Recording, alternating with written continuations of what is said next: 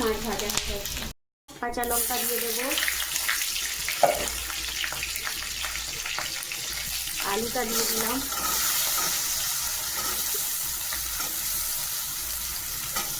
এটাকে নাড়তে দেবো।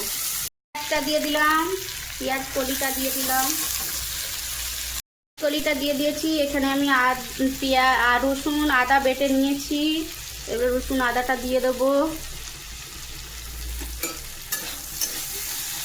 এই যে টমেটোটা দিয়ে দিলাম, এরপরে আমি দেব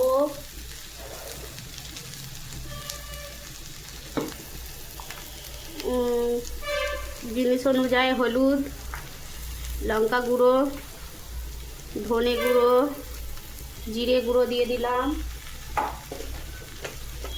স্বাদ অনুসারে নুন। আমি লাউটা দিয়ে দিলাম।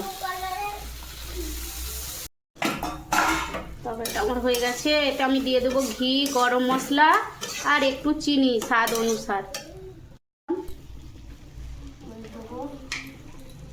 গরম মশলা